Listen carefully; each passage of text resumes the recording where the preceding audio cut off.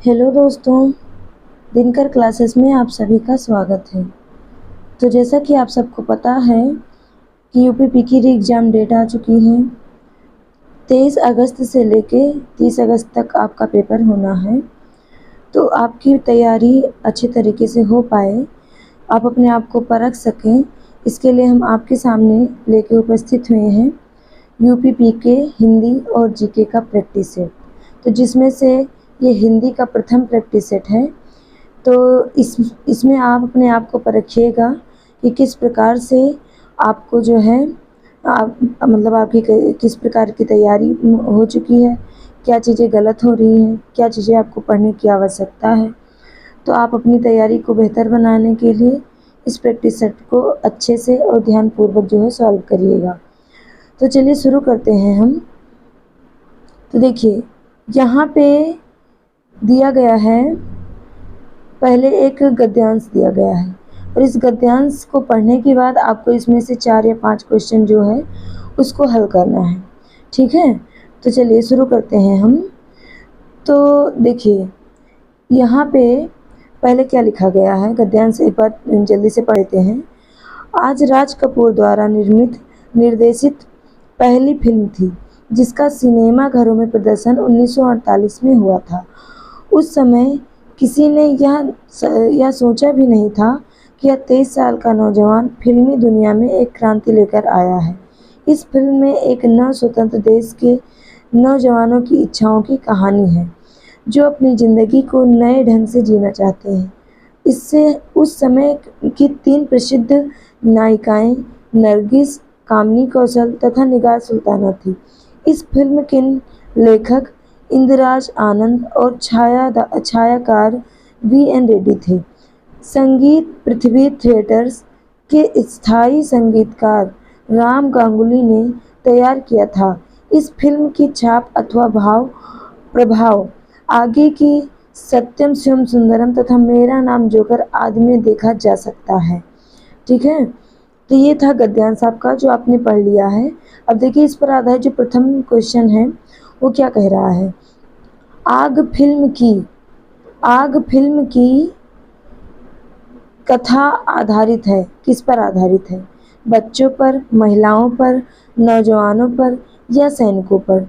तो देखिए यहाँ पे आपने जो कथन पढ़ा उस कथन के हिसाब से ये यहाँ पे देखिए क्या लिखा है, ये 23 साल के नौजवान है ना, 23 साल के नौजवानों की फिल्म।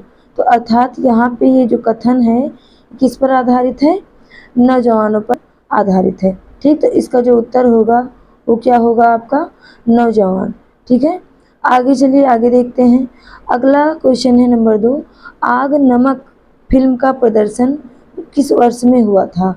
तो देखिए आग फिल्म का प्रदर्शन कब हुआ था, यहाँ पे आपके सामने लिखा गया है 1948 में इसका प्रदर्शन हुआ था।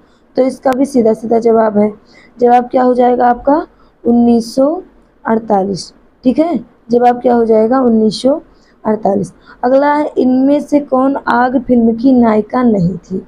तो यहाँ पे देखिए आग फिल्म की 3 नायिकाओं के बारे में प्रदर्शन किया गया है, नरगिस, कामिनी कौशल और निगार सुल्ताना।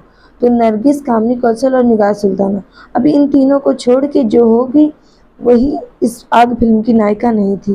तो देखिए कामिनी कौशल, निगार सुल्ताना और नरगिस ये तीनों तो हैं, लेकिन मधुबाला जो है आग फिल्म की नायिका नहीं है।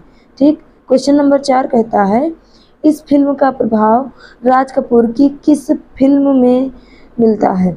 तो राज कपूर की किस फिल्म में मिलता है इस प्रकार का प्रभाव? तो देखिए यहाँ पे लिखा है कि इसका प्रभाव जो है सत्यम शिवम सुंदरम तथा मेरा नाम जोकर आदि में देखा जा सकता है।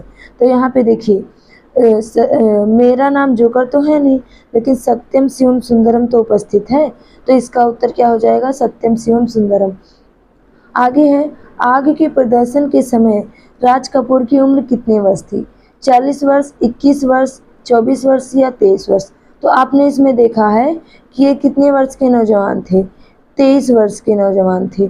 ठीक, अर्थात इनका जो उम्र थी कितनी थी? 23 वर्ष की उम्र थी। ठीक है। आगे देखिए अगला, अभी जो बात की जाए कि गद्यांश से जो क्वेश्चन था 5 क्वेश्चन वो आपका हो गया कंप्लीट। अब आगे पढ़ते हैं कि मतलब हिंदी में और जो क्वेश्चन बनते हैं उसके आधार पे। तो क्वेश्चन नंबर 6 कहता है कि मगही किस उपभाषा की बोली है। जो मगही है ये किस उपभाषा की बोली है। तो देखिए मगही आपकी जो है बिहारी हिंदी के अंतर्गत आती है। ठीक, मगही किसके अंतर्गत आती है, बिहारी हिंदी के अंतर्गत आती है। तो हिंदी भाषा की बहुत सारी उपभाषाएं हैं, जैसे कि राजस्थानी भाषा, पश्चिमी भाषा, पूर्वी भाषा, मध्य भाषा और उसके साथ साथ बिहारी भाषा आदि बहुत सारी उपभाषाओं में विभाजित है। तो जो मगही भाषा है ये बिहारी भाषा के अंतर्गत आता है। आगे देखो क्या लिखा है, रावण सिर सरोज वनचारी चली रघुवीर सिली मुख धारी। ठीक है, तो इसमें बता रहा है कि किस प्रकार का समास है, तो सॉरी किस प्रकार का अलंकार है। तो अलंकार में श्लेष अलंकार, तो इसमें ना तो श्लेष अलंकार है। तो श्लेष अलंकार की परिभाषा क्या कहती है, जहाँ एक ही अर्थ के एक ही शब्द के अनेक अर्थ निकले तो वहाँ श्लेष अलंकार होता है। तो यहाँ पे ऐसे किसी शब्द का प्रयोग नहीं किया गया है जिसका अनेक अर्थ निकलता हो। ठीक है, उसके बाद भी बात की जाए लाटानुप्रास। लाटानुप्रास की परिभाषा कहती है कि जिसका अंत एक जैसा हो वो लाटानुप्रास आता है। तो यहाँ पे बनचारी लिखा है और अगला क्या लिखा है, धारी, चारी और धारी। रावण सिर सरोज बनचारी चल रघुवीर सिली मुख धारी। तो इसके अनुसार धारी और चारी इनका साउंड एक जैसा आ रहा है, तो इस वजह से कौन सा अलंकार हो जाएगा, लाटानुप्रास आपका उत्तर सही हो जाएगा। ठीक है, वृत्यानुप्रास, वृत्यानुप्रास भी इसके अंतर्गत नहीं आएगा। वृत्यानुप्रास में होता है कि जहाँ पे एक ही शब्द की आवृत्ति बार बार होती है वहाँ पे वृत्यानुप्रास होता है, तो ये भी नहीं होगा। फिर आगे है उपमा अलंकार। तो जब किसी एक की तुलना किसी दूसरे से की जाती है तो वहाँ पे जो है उपमा अनुप्रास उपमा अलंकार होता है। ठीक, तो यहाँ पे जो है उपमा अलंकार भी नहीं है। तो अलंकार में कौन सा है, अनुप्रास अलंकार, और अनुप्रास अलंकार का भी कौन सा जो है अलंकार है, लाटानुप्रास अलंकार है। ठीक है, लाटानुप्रास अलंकार। आगे देखो, विस्मय, विस्मय स्थायी भाव किस रस में होता है। तो हास्य रस में तो हास्य स्थायी भाव होता है। शांत रस में आपका निर्वेद स्थायी भाव होता है। और सॉरी विभत्स रस का विभत्स रस का घृणा होता है। तो लेकिन अद्भुत रस का क्या होता है, विस्मय, है ना। अद्भुत रस का स्थायी भाव क्या होता है, विस्मय होता है। ठीक, आगे 9 नंबर क्वेश्चन देखिए क्या कहता है, गुरु गोविंद दो खड़े काको लागू पाए बलिहारी गुरु आपनो गोविंद दियो बचाए। तो 90 में बताया गया है कि ये पंक्ति जो है किसकी है। तो इस पंक्ति के जो रचयिता हैं वो कौन है, कबीरदास हैं। ठीक है, इसमें बताया गया है कि मतलब गुरु और गोविंद अर्थात गुरु भी खड़े हैं और गोविंद भी खड़े हैं, तो मैं किसके पाँव पढ़ूं, है ना। बलिहारी गुरु आपनो गोविंद दियो बताए। ठीक, तो ये जो पंक्ति है ये कबीरदास के द्वारा लिखी गई पंक्ति है। आगे है चौपाई छंद में कितनी मात्राएं होती हैं। तो चौपाई छंद में 16 मात्राएं जो है वो होती हैं। ठीक है, आगे देखिए अगला क्वेश्चन क्या कहता है, आगे है यदि ए आए ओ आओ के बाद कोई भिन्न स्वर आता है तो अय आय और अ आओ में परिवर्तित हो जाता है। तो यह संधि कौन सी संधि के अंतर्गत ये आएगा। तो ये अयादि संधि है। अयादि संधि में ही बताया जाता है कि जो ए आय ओ आओ है ये अगर भिन्न के साथ मिलता है, जब ए किसी भिन्न के साथ मिलता है तो आय बनाता है, आय किसी भिन्न के साथ मिलता है तो आय बनाता है, वही ओ किसी भिन्न के साथ मिलता है तो औ बनाता है, और औ किसी भिन्न स्वर के साथ मिलता है तो आओ बनाता है। ठीक है, वो देखिए दीर्घ की परिभाषा कहती है कि क्या कहते हैं, कोई मतलब पहला ग्रुप पहले से मिले, दूसरा ग्रुप दूसरे से मिले, तीसरा ग्रुप तीसरे से मिले तो वहाँ दीर्घ संधि होती है, अर्थात बड़ी मात्रा का निर्माण होता है। जैसे कि बड़ा आ का निर्माण हो, ठीक, बड़ी ई का निर्माण हो या बड़ा ऊ का निर्माण हो, तो वहाँ पे क्या होता है, दीर्घ संधि होती है। जब ए आए, ए ओ और अर का निर्माण होता है तो वहाँ पे गुण संधि होती है, और जब आए और औ की मात्रा का निर्माण होता है तो वहाँ पे क्या होता है, आपका वृद्धि संधि होती है। तो यहाँ पे आए आए और आओ का जो है निर्माण हो रहा है, इस वजह से आय आदि संधि बन जाएगी। चलिए आगे देखते हैं। अब इस सेंटेंस को आपको उचित क्रम में सजाना है, जिसमें पहला सेंटेंस नंबर 1 है और अंतिम सेंटेंस 6 है, और या रा ला वा में विभाजित अन्य जो सेंटेंस है उसको क्रम वाइज प्रदर्शित करना है। तो देखिए कैसे प्रदर्शित होगा ये। तो लिखा है मजदूरों की बस्तियों में। अब मजदूरों की बस्तियों में के बाद आपके अनुसार क्या आना चाहिए, मजदूरों की बस्तियों में व्यक्तियों की अपेक्षा अनजान होने से, ठीक, व्यक्तियों की अपेक्षा अनजान होने से तथा मनोरंजन, शिक्षा आदि सुविधाओं और कल्याणकारी क्रियाकलापों के न होने से वहाँ के बेकार रहने वाले व्यक्तियों के बिगड़ने की संभावना रहती है। ठीक, तो इसमें देखिए जो हमने बनाया यही क्रम सही है। तो सबसे पहले मैंने क्या बोला, मजदूरों की बस्तियों में, ठीक, मजदूरों की बस्तियों में और कल्याणकारी कार्यकलाप अर्थात मजदूरों की बस्तियों में व्यक्तियों की अपेक्षाकृत, अर्थात पहले क्या होगा, रा होगा, अपेक्षाकृत अनजान होने से तथा मनोरंजन, मनोरंजन अर्थात अगला क्या होगा, वह होगा।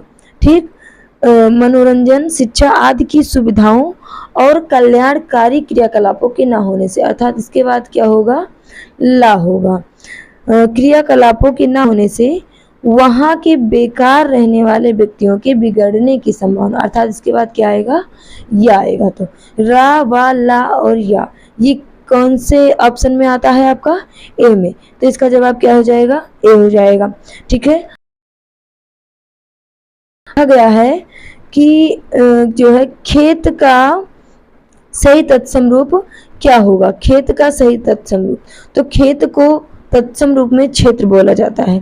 ठीक है, तो इसका उत्तर क्या हो जाएगा, क्षेत्र हो जाएगा। 14 नंबर क्वेश्चन कहता है कि जहां उपमेय में उपमान की समानता की संभावना व्यक्त की जाए वहां पे जो है वहां पे कौन सा अलंकार होता है, तो वहां पे आपका उत्प्रेक्ष अलंकार होता है।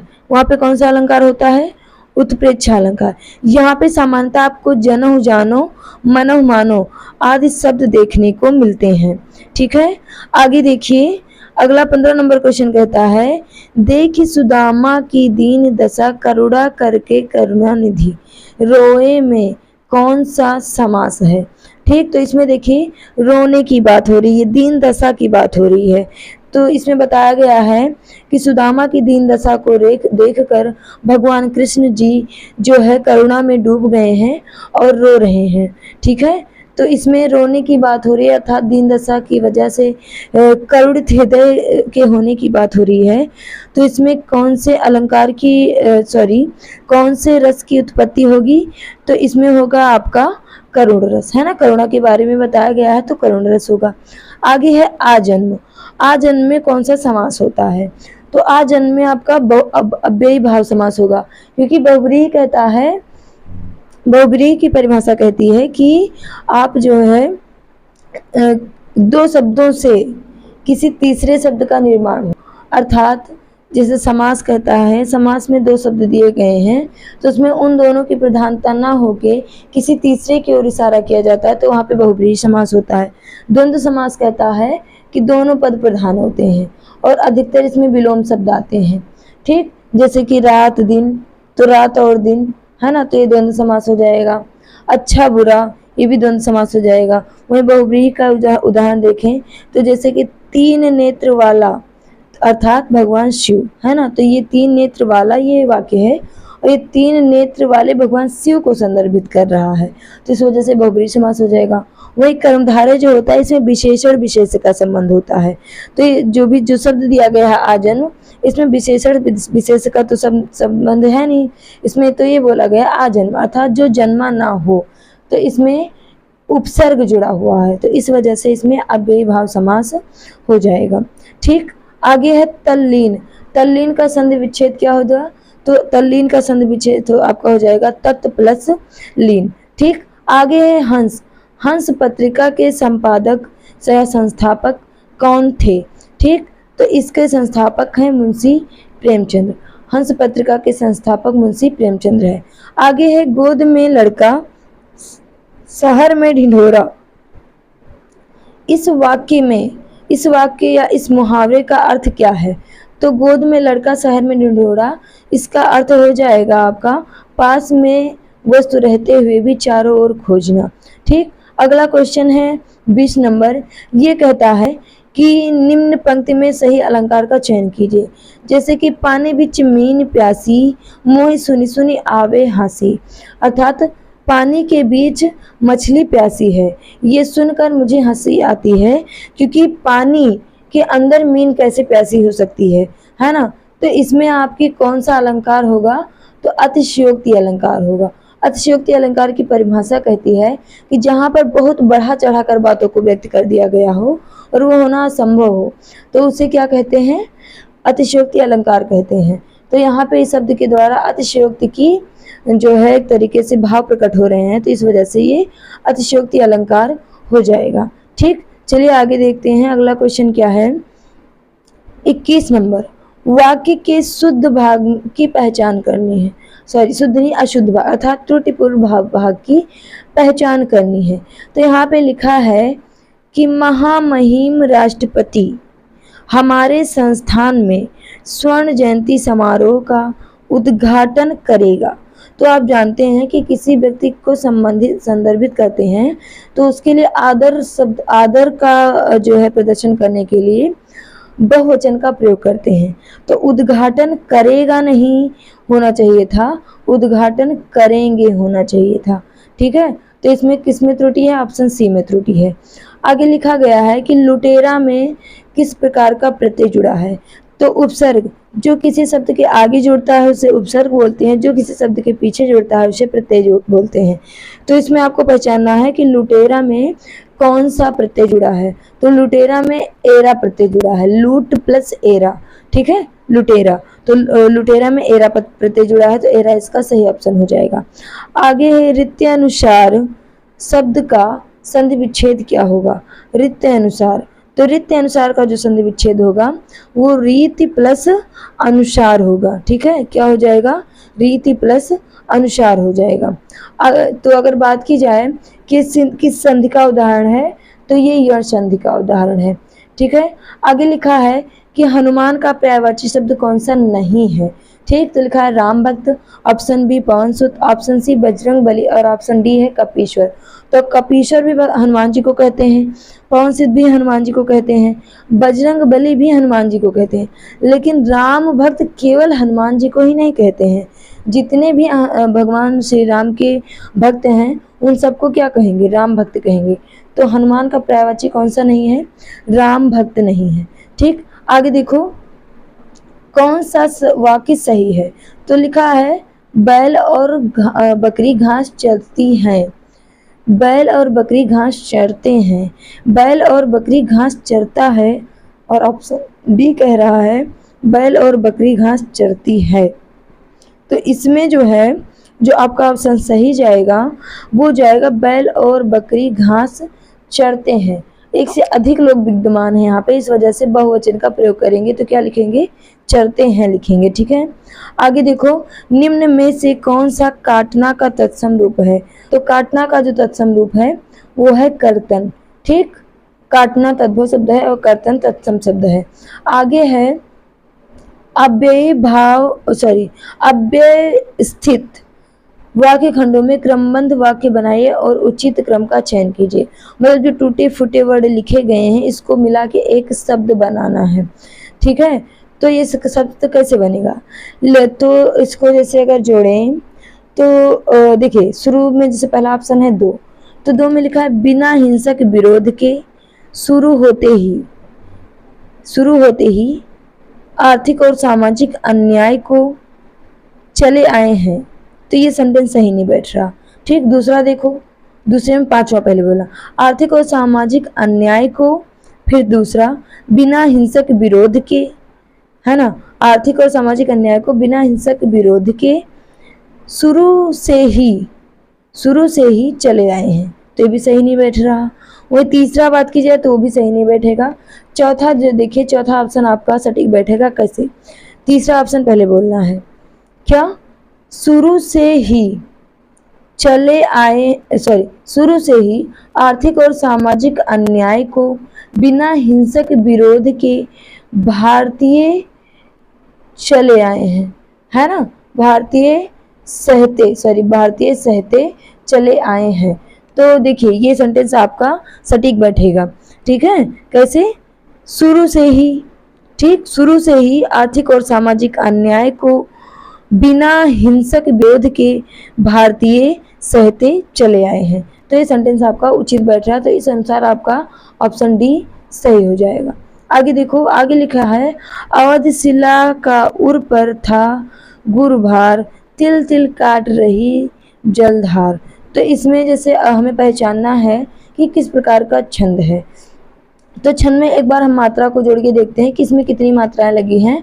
और तो देखो आप पहला सेंटेंस देखते हैं, तो इसमें लिखा है अवधशिला का उर पर, है ना, ये एक चरण हो जाएगा। तो इसमें अवध में एक, ठीक, 1 2 3 4 5 6 7 8 9 10 और 11, है ना। 11 और 1 12 पर, तो 12 है।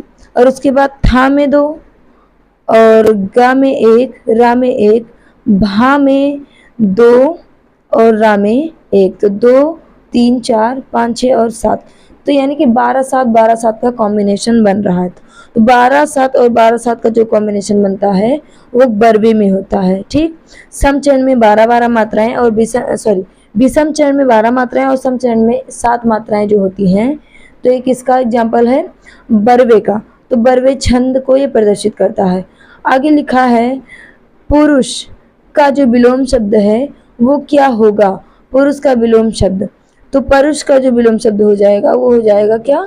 कोमल, ठीक है। आगे देखो, जिसका जन्म पहले हुआ हो, अर्थात जो पहले जन्म लिया गया हो उसे क्या कहेंगे? अग्रज बोलेंगे, ठीक। आगे जन्म, जिसका जन्म पहले हुआ उसे अग्रज, और जिसका जन्म पीछे हुआ हो या बाद में हुआ हो उसे अनुज बोलते हैं, ठीक। अब आगे देखो लिखा है, चिर जीवो जोरी जुरे क्यों न स्नेह गंभीर, को घटके वृषभान जा वे हलधर के वीर। अब बताना है कि इसमें किस प्रकार का अलंकार है। तो देखो इसका अगर बात करी जाए तो ये अर्थालंकार, इसको निकालेंगे अगर, तो अर्थालंकार हो या शब्दालंकार हो। जैसे यहाँ पे लिखा है, ये फिलहाल अर्थालंकार का उदाहरण है, लिखा चिर जीवो जोर जुरे क्यों न स्नेह गंभीर। तो यहाँ पे इसका अर्थ निकलेगा, क्यों ना इनकी जोड़ी चिरंजीवी हो, और क्यों ना ये इनकी जो है जोड़ी को, इनका प्यार गंभीर, मतलब प्रेम जो है वो गंभीर हो।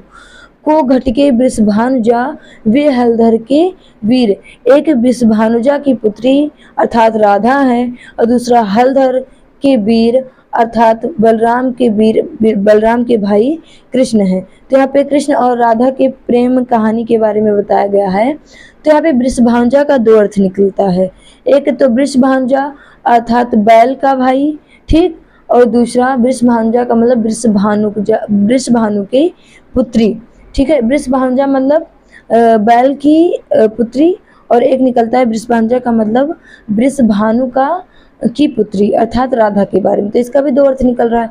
वही हलधर का मतलब एक बैल भी इसका अर्थ निकलता है, और दूसरा हलधर भगवान बलराम को भी कहते हैं। तो एक शब्द के अनेक अर्थ निकल रहे हैं। तो एक शब्द के अनेक अर्थ किस में निकलता है? श्लेष अलंकार में निकलता है, अर्थात ये श्लेष अलंकार का उदाहरण है। आगे है, मेरे घर से आपका घर 5 किलोमीटर दूर है। इस वाक्य में घर से में कौन सा कारक है? तो घर से 5 किलोमीटर दूर है, अर्थात कर्म, करण, संबंध और अपादान में से कौन सा कारक होगा? तो कर्म तो होगा नहीं, क्योंकि शब्द क्या लिखा गया था? घर से में आपको बताना है, घर से में, ठीक। तो घर से में कर्ण हो सकता है, लेकिन यहाँ पे घर से दूर की बात हो रही है, तो दूर करण तो जोड़ने का कार्य करता है, अलग करने का कार्य क्या कौन सा कार्य करता है, तो अपादान कारक करता है, अर्थात इसमें जो है अपादान कारक उत्तर सही होगा। 33 नंबर क्वेश्चन है, वाचस्पति किस समास का जो है समस्त पद है। तो वाचस्पति जो है ये अलोक तत्पुरुष का एक अर्थ है। ठीक, आगे देखो, निम्नलिखित में से कौन सा शब्द पुल्लिंग है, कौन सा शब्द पुल्लिंग है। तो पुल्लिंग और स्त्रीलिंग की पहचान करने के लिए हमने आपको बताया था मेरी और मेरा लगा के पहचानने की। अगर मेरी से उत्तर सही बन रहा है तो स्त्रीलिंग और मेरा से सही उत्तर बन रहा है तो पुल्लिंग। तो देखिए यहाँ पे लिखा, पुल्लिंग की पहचान करनी है तो यहाँ पे लिखा है आय, तो मेरी आय बोला जाता है, अर्थात ये स्त्रीलिंग है। मेरा बे बोला जाता है ना, मेरा बे बोला जाता है, तो ये तो पुल्लिंग है। वही नहर को मेरी नहर बोलते हैं और लहर को मेरी लहर बोलते हैं, है ना। तो ध्यान रखिएगा कि इसमें पुल्लिंग की पहचान करना है तो मेरा बे, अर्थात बे शब्द कौन सा है, पुल्लिंग है। आगे लिखा है निम्नलिखित में से एक वचन की पहचान कीजिए। तो एक वचन की पहचान करनी है तो इसका जो उत्तर होगा वो तेल होगा, एक वचन में तेल है। दर्शन, तो दर्शन जो है बहुवचन में भी प्रयोग किया जाता है, ऊंट बहुवचन में प्रयोग किया जाता है और प्राण भी बहुवचन में प्रयोग किया जाता है, लेकिन तेल शब्द जो होता है उसका प्रयोग एक वचन में किया जाता है। आगे विद्याभ्यास का संधि विच्छेद क्या होगा। तो विद्या का अभ्यास का संधि विच्छेद जो होगा वो विद्या धन अभ्यास होगा। ठीक, आगे जय पराजय में कौन सा समास है। तो जय पराजय में कौन सा समास होगा आपका, द्वंद्व समास, क्योंकि अव्ययी भाव में आप जानते हैं कि इसमें उपसर्ग लगा होना चाहिए, तो इसमें उपसर्ग भी नहीं लगा है। बहुव्रीहि में किसी तीसरे की ओर इशारा होना चाहिए, तो जय पराजय अर्थात इसका मतलब किसी और की तरफ इशारा नहीं किया जा सकता, तो बहुव्रीहि भी नहीं है। और द्विगु की परिभाषा कहती है कि पहला शब्द संख्यावाची होना चाहिए, तो इसमें पहला शब्द संख्यावाची भी नहीं है, तो ये कौन सा समास हो जाएगा, द्वंद्व समास, क्योंकि द्वंद्व समास में अक्सर जो है विलोम शब्द प्रयोग होते हैं और दोनों के दोनों शब्द जो है प्रधान होते हैं, कि जय भी अपने आप में प्रधान वाक्य है और पराजय भी अपने आप में प्रधान वाक्य है। ठीक है, आगे देखो 38 नंबर क्वेश्चन क्या कहता है, इसमें से शुद्ध वर्तनी की पहचान करनी है कि कौन सा शब्द है जो शुद्ध है। ठीक है, अन्वेषण, ठीक, अन्वेषण लिखा गया है, इसमें पहचान करना है कि कौन सा अन्वेषण सही है। तो अन्वेषण का जो शुद्ध रूप है वो क्या है, पहला ऑप्शन अन्वेषण ऐसे लिखा जाता है। ठीक है, तो ध्यान रखिएगा अन्वेषण इस प्रकार लिखा जाता है। तो आज के टॉपिक में मैंने हिंदी का करवाया है। अब इसके बाद जो अगला सेट होगा आपका वो सामान्य जो है अध्ययन का होगा, अर्थात जीके और जीएस का पोर्शन होगा। तो आई होप को कि आपका हिंदी में बेहतर स्कोर हुआ होगा। ठीक, तो जो भी स्कोर आपका बना है उसको कमेंट बॉक्स में बताइएगा, ताकि हमें भी पता चले कि आपकी तैयारी किस अनुसार हो चुकी है, और धीरे धीरे जो है आपके लिए अन्य सेट भी आते रहेंगे। तो हिंदी का पहला सेट जो है कंप्लीट हुआ। आप सभी जो है अपनी पढ़ाई को बेहतर बनाइए। एक ही मंथ का समय है तो कोशिश करिए कि जितना हो सके, जितने अच्छे से हो सके पढ़ाई कीजिए, और इस बार उत्तर प्रदेश के इस कांस्टेबल की भर्ती में आप अपना नाम दर्ज करिए, ताकि आपके माता पिता, आपके गुरुजनों का जो है सम्मान हो, साथ साथ आपको भी एक सम्मान की दृष्टि से देखा जाएगा। ठीक है, तो आज की क्लास यहीं पे ख़त्म होती है। धन्यवाद।